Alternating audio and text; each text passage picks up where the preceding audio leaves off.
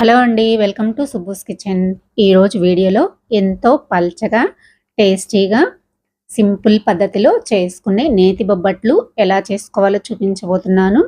వీటి కోసం చపాతీ పీట కర్ర కానీ యూజ్ చేసుకునే అవసరం లేదు. ఒక్క కవర్ ఉంటే చాలండి, ఎన్ని బొబ్బట్లైనా ఈజీగా చేసేసుకోవచ్చు. వీటిని కర్నూలు సైడ్లో భక్ష్యాలు అని కూడా అంటారు. మా గుంటూరు సైడ్లో అయితే బొబ్బట్లు అంటారు. చాలా ఫేమస్, చాలా బాగుంటాయి. ఈ ఉగాది పండగకి స్వీట్ ఏం చేసుకోవాలని ఆలోచిస్తున్నారా? ఇక లేట్ చేయకుండా ఆలోచించకుండా సింపుల్ పద్ధతిలో ఇలా బొబ్బట్లు ట్రై చేయండి. ఎక్కువ కష్టపడకుండా ఈజీగా చేసేసుకోవచ్చు. ఎలా చేసుకోవాలో చూద్దాము. ముందుగా ఒక బౌల్ తీసుకొని అందులో 1 కప్పు వరకు పచ్చిశనగపప్పు వేసుకోవాలి. ఇప్పుడు ఇందులోకి తగినన్ని వాటర్ పోసుకొని మినిమం 2 గంటల పాటైనా కూడా నానపెట్టుకోవాలి. ఇలా నానపెట్టుకోవడం వల్ల పప్పు అనేది తొందరగా మనకి ఉడికిపోతాయి. చూసారు కదా, ఈ విధంగా 2 గంటలు పక్కన పెట్టేసుకుందాము. 2 గంటల తర్వాత పప్పు అయితే బాగా నానిపోయినాయి. వీటిని 2-3 సార్లు వాటర్ తోటి కడిగేసి పెట్టేసుకున్నాను. వాటర్ అంతా వంపేసుకొని ఇప్పుడు కుక్కర్ తీసుకొని నానబెట్టుకున్న పప్పు అన్నింటినీ కుక్కర్లోకి వేసుకొని మనం ఏ కప్పు అయితే తీసుకున్నామో అదే కప్పు తోటి 1 కప్పు వాటర్ వేసుకొని కుక్కర్కి ఇలా మూత పెట్టేసి 2 విజిల్స్ వచ్చేంత వరకు ఉడికించుకుంటే చాలండి. చూసారు కదా, ఈ విధంగా మూత పెట్టేసుకొని స్టవ్ మీద అయితే పెట్టేసుకున్నాము.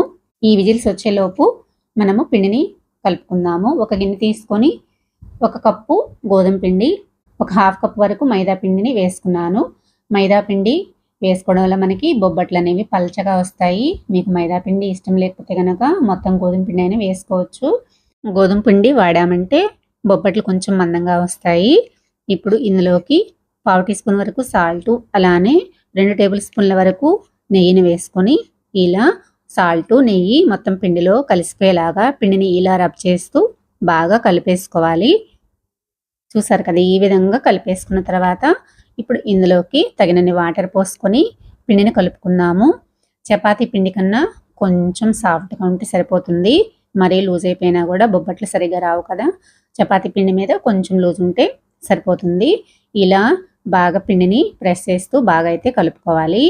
ఇలా కలుపుకున్న తర్వాత ఇప్పుడు 2 టేబుల్ స్పూన్ల వరకు నెయ్యిని వేసుకొని పిండిని నెయ్యిలో నానబెట్టేసుకున్నామంటే ఇంకొంచెం పిండి సాఫ్ట్నెస్ అనేది వస్తుంది. చూసారు కదా, ఇలా నెయ్యిని వేసుకున్న తర్వాత మళ్ళీ ఒకసారి పిండిని ఇలా కలిపేసుకొని దీని మీద మూత పెట్టేసి పిండిని పక్కన పెట్టేసుకుందాము.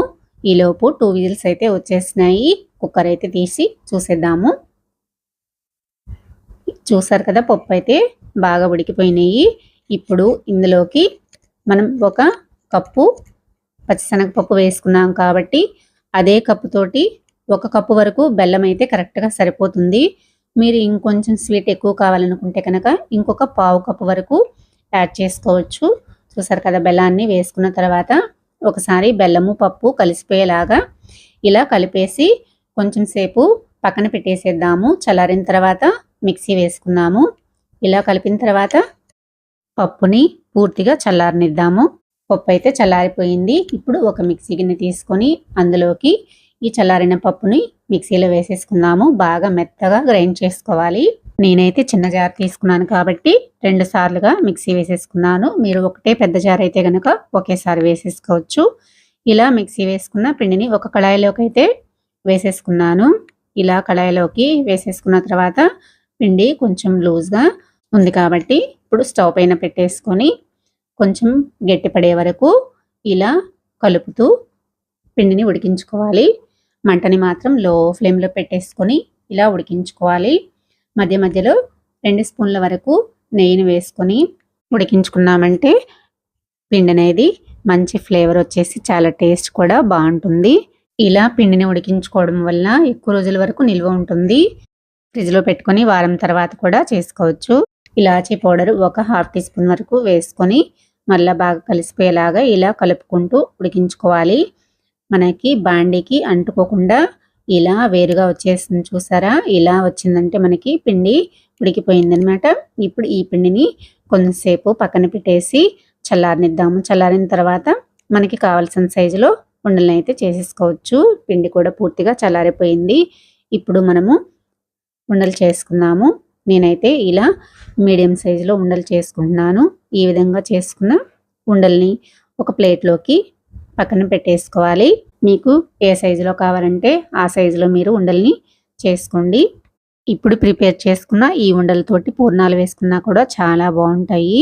ఇప్పుడు మనం కలిపి పెట్టేసుకున్న చపాతీ పిండిని కూడా ఉండలుగా చేసేసుకుందాము.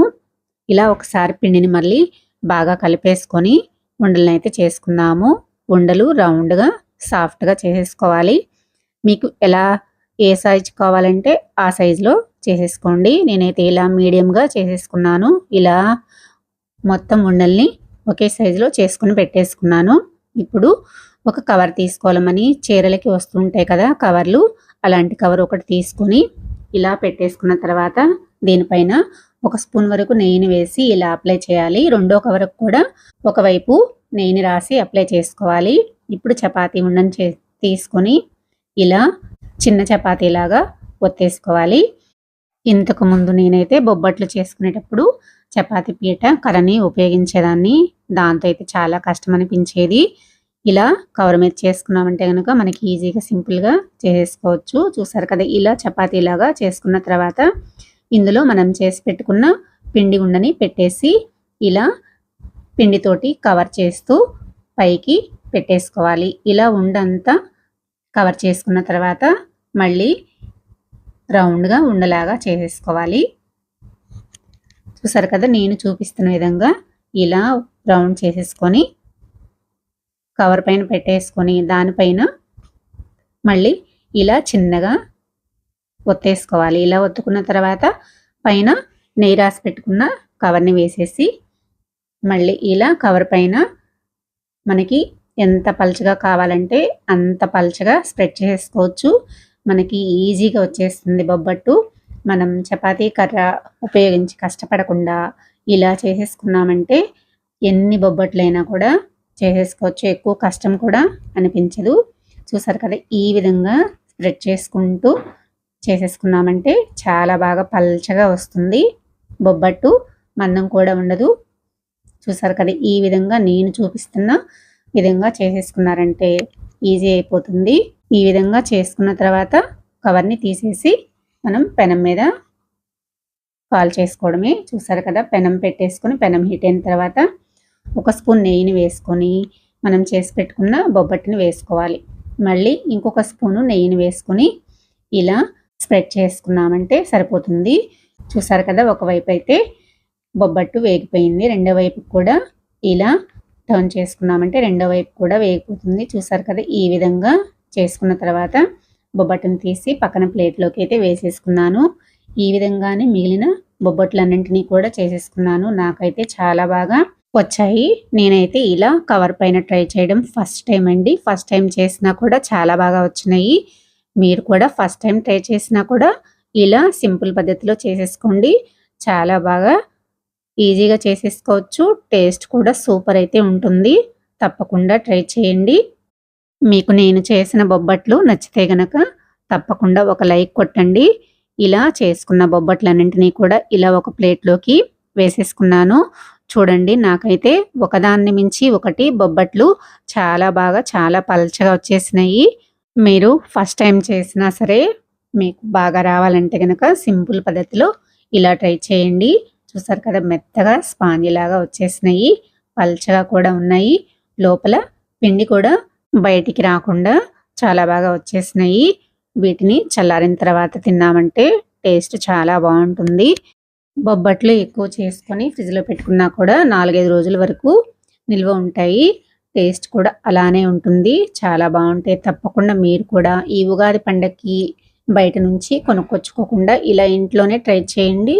టేస్ట్ అయితే చాలా బాగుంటుంది. తప్పకుండా ట్రై చేసి మీకు ఎలా వచ్చాయో కామెంట్ అయితే చేయండి.